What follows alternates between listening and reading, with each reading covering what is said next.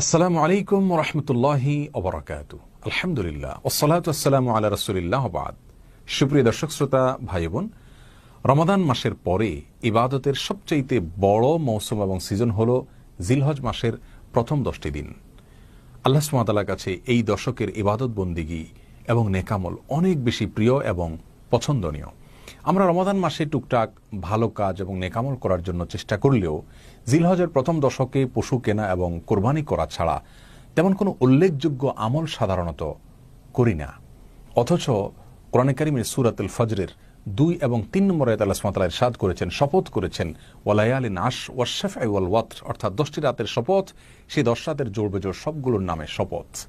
আল্লাহ সুবহানাহু ওয়া তাআলা এখানে যে 10টি রাতের শপথ করেছেন সেই 10টি রাত বলে জিলহজের প্রথম 10টি রাতকে বোঝানো হয়েছে বলে তাফসীর ইবনে কাসীর সহ বিভিন্ন তাফসীর গ্রন্থে উল্লেখ হয়েছে। প্রিয় দর্শক, আল্লাহ সুবহানাহু ওয়া তাআলা কোনো সময়ের কোনো বস্তুর নামে শপথ করলে তার দ্বারা তিনি আমাদেরকে ইঙ্গিত দিতে চান যে সেই বস্তুটি, সেই সময়টি আল্লাহর কাছে অনেক বড় এবং গুরুত্বপূর্ণ।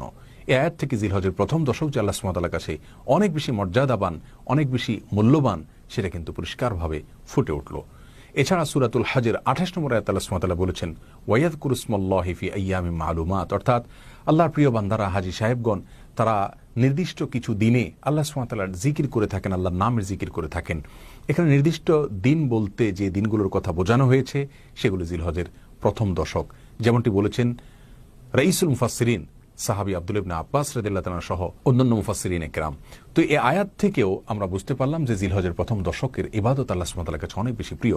সহিহ বুখারী সহ অন্যান্য হাদিসের কিতাবে বর্ণিত হয়েছে, রাসূল করিম সাল্লাল্লাহু আলাইহি ওয়াসাল্লাম ইরশাদ করেছেন, মা মিন আইয়ামিন আল আমালুস সালিহ ফিহিন আহাব্বু ইলাল্লাহ মিন হাযিহিল আইয়াম আও কামা ক্বাল, অর্থাৎ জিলহজের প্রথম দশকের ইবাদত বন্দেগী এবং নেকামল এটা আল্লাহ সুবহানাহু ওয়া তাআলার কাছে যত বেশি প্রিয় এবং পছন্দনীয়, অন্য কোনো সময়ের নেকামল ইবাদত বন্দেগী আল্লাহর কাছে এত বেশি পছন্দনীয় নয়।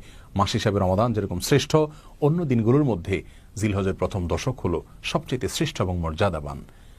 জিজ্ঞাসা করা হলো, ইয়া রাসূলুল্লাহ, অন্য সময় আল্লাহর রাস্তায় জিহাদ করলে সেটাও কি এই দশকের সাধারণ ইবাদতের চাইতে উত্তম নয়? তিনি বললেন, ওয়ালাল জিহাদু ফি সাবিলিল্লাহ, অন্য সময়ের সাধারণ জিহাদও এই দশকের সাধারণ নেকামলের চাইতে উত্তম নয়। তবে হ্যাঁ, কেউ যদি অন্য সময় আল্লাহর রাহে জিহাদ করতে বের হলেন, তার জীবন এবং সম্পদ সবকিছু উৎসর্গ করে দিলেন, তার কথা সম্পূর্ণ ভিন্ন, তার মর্যাদা সবকিছুর ঊর্ধ্বে। তাহলে এই হাদিস থেকেও জিলহজের প্রথম দশকের মর্যাদা আমরা অত্যন্ত পরিষ্কারভাবে বুঝতে পারলাম।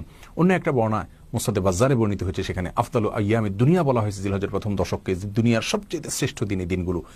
ইবনে হাজার আসকালানী রাহিমাহুল্লাহ বিশ্ববিখ্যাত হাদিসবেত্তা, তিনি বলেছেন এই দশকের এত মর্যাদার একটি কারণ হলো এই দশকের সমস্ত ইবাদতের সমাহার রয়েছে। এই দশকে ঈমান অন্য সময়ের মতো থাকে, আবার 5 ওয়াক্ত সালাত অন্য সময়